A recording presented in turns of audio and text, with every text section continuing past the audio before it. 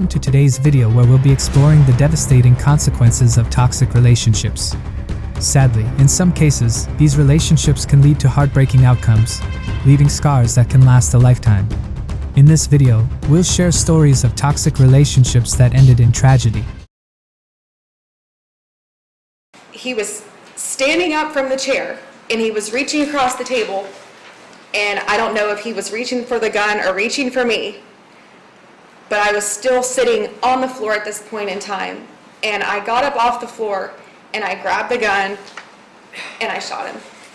This is Shayna Hubers. Hubers was a student at the University of Kentucky, studying psychology. Ryan was a successful young attorney practicing corporate law in Cincinnati, Ohio. He was also an accomplished entrepreneur and had recently launched a tech startup. Hubers and Ryan had been in a relationship for about a year, but had broken up several times. In October 12, 2012, which was the night of the murder, Hubers went to Ryan's home in Highland Heights, Kentucky, to pick up some of her belongings, and the two got into an argument. Hubers later claimed that Ryan was abusive towards her and that she shot him in self-defense. Once my best friend is a dentist to do his veneers and wants to get a nose job.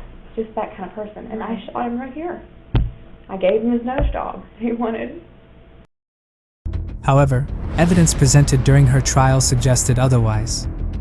The prosecution argued that Hubers was jealous of Ryan's new relationship with another woman and that she shot him 6 times.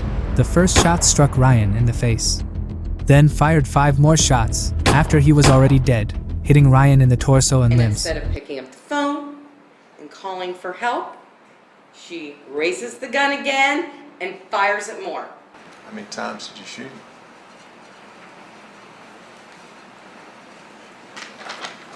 I know now that it was 6 times. In 2015, Hubers was found guilty of murder and sentenced to 40 years in prison.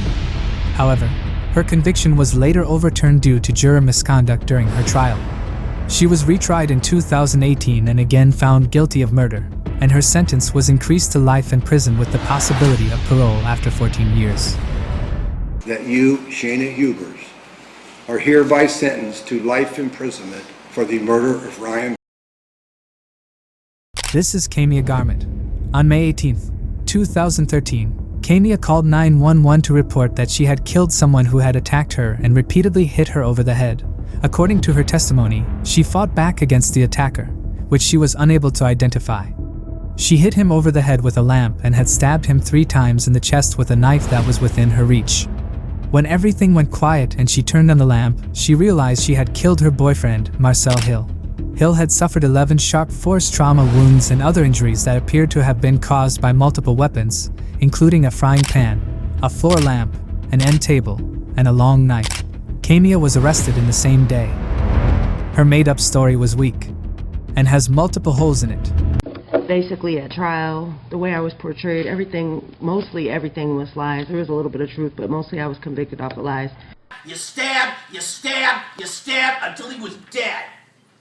You didn't think he was an intruder. You know, maybe 1 stab wound, okay. Maybe that's self-defense. But you put in 11 more to make sure he was good and dead.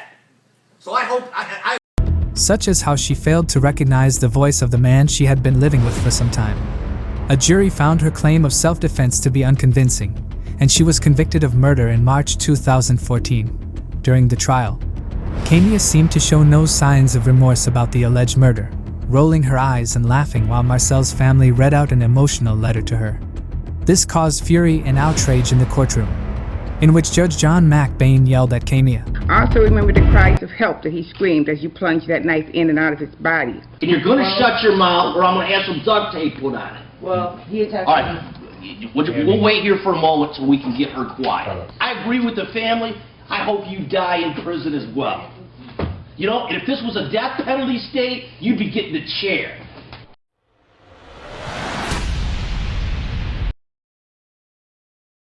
She used this knife to slit him across the throat 3 times on the right side. She stabbed him 3 times on the left side. This is Ezra J. McCandless.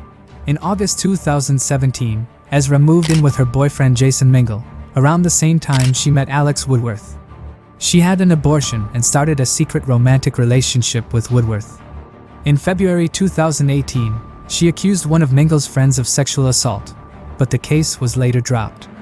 After Mingle found out about Ezra's relationship with Woodworth and the alleged assailant, a public argument occurred at a coffee shop.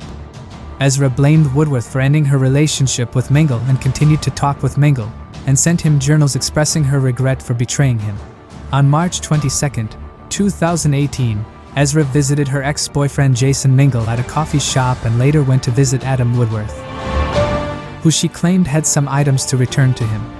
Mingle became concerned when he saw Ezra's car outside Woodworth's house with the engine still running and later called the police. The police found no cause for concern. Later that day, Ezra showed up at a dairy farmer's house, covered in mud, blood, and bruises, claiming to be the victim of an assault. She was taken to the hospital and claimed she could not remember what had happened. The next day, Woodworth's body was found in the back of Ezra's car with 16 stab wounds. 2 weeks later, Ezra was arrested and charged with first-degree murder. During the trial, the prosecution pointed out inconsistencies in Ezra's stories and the crime scene. Ezra changed her story about the attack from when she was first interviewed to the trial. She claimed that her boyfriend had attacked her first, but most of the blood evidence was found outside of the car where she said the attack occurred. The prosecution also argued that McCandless directed authorities away from the real crime scene. The knife used to kill Woodworth came from Ezra's father's house. She brutally and forcefully used the knife to stab Alex in the back of the head, through the scalp, through the right temporal bone, into the brain, piercing the brain. She used this knife to slit him across the throat 3 times on the right side. She stabbed him 3 times on the left side. And if that wasn't enough, she brutally stabbed him 3 times on the left side of the chest, with one of the blows piercing Alex's lung. Mr. McCandless, please rise. We, the jury, find the defendant, Ezra J. McCandless, guilty. On November 1, 2019, Ezra McCandless was found guilty of intentionally killing her boyfriend by stabbing him. And on February 7, 2020, McCandless was sentenced to life in prison, with eligibility for parole after 50 years.